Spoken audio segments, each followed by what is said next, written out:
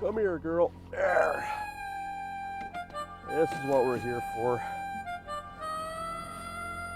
So underappreciated in a lot of places in the Midwest, especially in the Dakotas, but I tell you what, smallmouth bass are one of my favorite fish. And across the board, I talk to guys that are fishing out in the Great Lakes, Lake Michigan, Lake Erie, they're using tube jigs. Out here in the Dakotas and Minnesota, a lot of inland lakes, tube jigs are just a phenomenal bait for smallmouth bass. Now why? Out in the Great Lakes, they're imitating gobies. Out in these inland waters, a lot of these crayfish are the main forage for these smallmouth bass, and so tube jigs are very versatile. You can fish them deep, you can fish them below the boat, over structure, you can pitch them up and swim them back, you can scoot them across the bottom, short hops to mimic crayfish, but very effective. They look just like what smallmouth bass are eating, and just a lot of fun to fish. And we're going to explain some of the techniques for fishing tube jigs on today's show.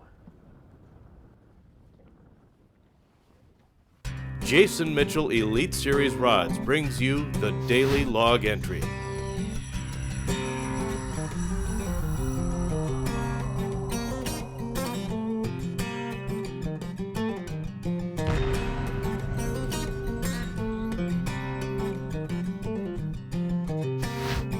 There's a fish.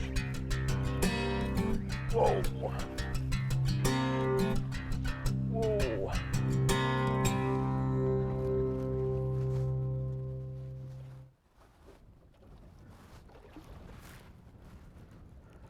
Cool stuff. Show off here.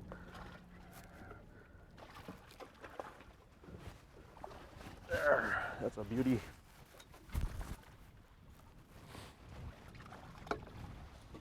Come here. There. All right. Now I tell you what, one thing I've often noticed about these smallmouths, just something to consider,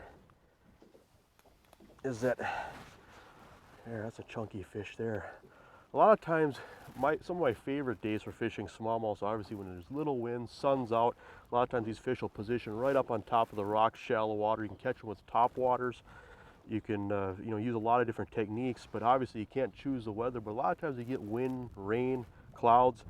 A lot of times it seems like, at least from my experiences, when these fish are up on these rocks like this, is that they'll actually shift out a little bit and drop a little bit deeper. So a lot of times you have to fish a little slower and a little closer to the bottom, unless the fish are up on their beds, of course. But again, tube jigs are excellent for that, because you can fish close to the bottom, no matter if you're in 10 feet of water, 15 feet of water, casting up into 5, and just work it back. And I've been just twitching it, popping along the bottom, get it to scoot along the bottom like a crayfish, and they just pick it right up.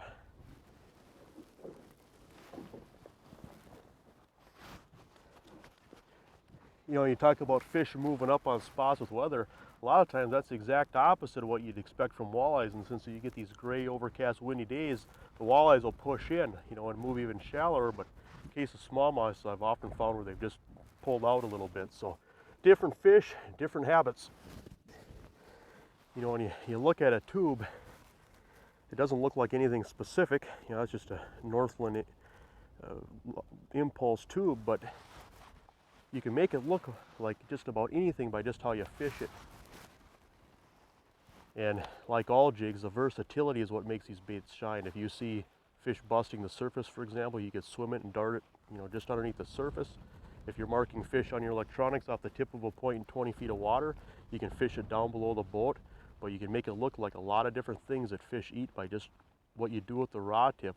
What we're doing here is we're just casting up. There's a big rock bar here in front of us. We're casting up into maybe 5-6 feet of water. These fish have pulled out, pushed out just a touch, and most of the fish seem to be in maybe that 7 to 12 feet of water, and we're just hopping it down that break, making it look like a crayfish.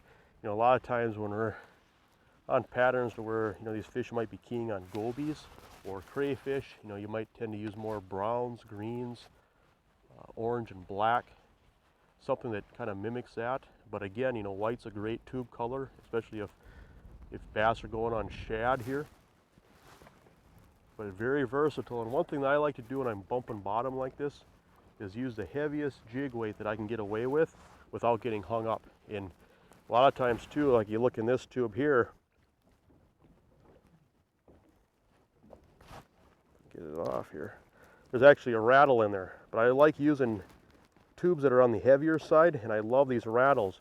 Reason being is that smallmouth bass just love sound. And so whenever that jig hits the bottom, heavier jig, you just get a little bit more thunk out of it. And again, that rattle, you just get more noise. But I tell you what, in the past, you know, we've had scuba divers videotape smallmouths for us to get underwater footage for our show. You know how they get the footage? They lay on the bottom of the lake and they bang two rocks together, the smallmouth bass come running. That's how important sound is for these fish. But I think, especially when you're fishing over a hard bottom, if you can get away with it without getting hung up, that heavier jig definitely gets hit more.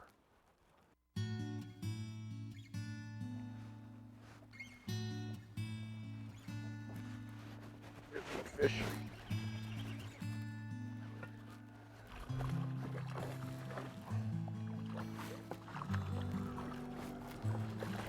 That is fun. I just love how they pick these up. That's an exciting way to catch fish. Look at there. I don't know if I can get any more fish out of that tube jig, but I'm gonna try. That is always good stuff. When you just feel that fish hit it, that is fun. I don't know how anybody cannot enjoy that. And obviously the fight is spectacular. We'll get this fish in the water, but that is so much fun. I really, really enjoy these fish.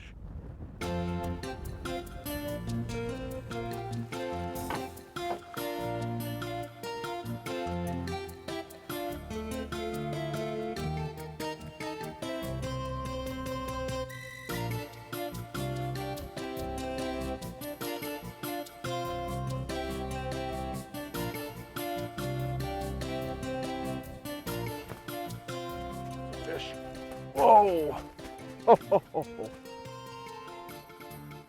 Whoa! Oh, hang on. Oh, I love these fish.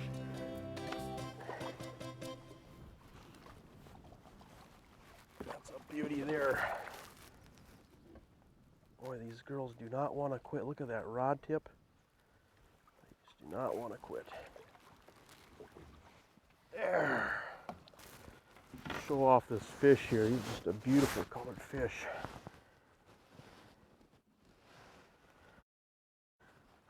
But this is a lot of fun. And you know, I tell you what, out on these lakes, we're on enemy swim here today, but within 20 miles of me, 30 miles of me here in the Glacial Lakes area of South Dakota, there's dozens of lakes that are producing phenomenal smallmouth bass fishing. Wabae is one, Roy Lake, Pickerel Lake, there's a lot of great bass fishing. And it's great to see because there's more and more guys that are experiencing this great fishing. There's more bass boats out here. You just see more people taking advantage of this resource. This is just great to see because we really do have some tremendous bass fishing around here.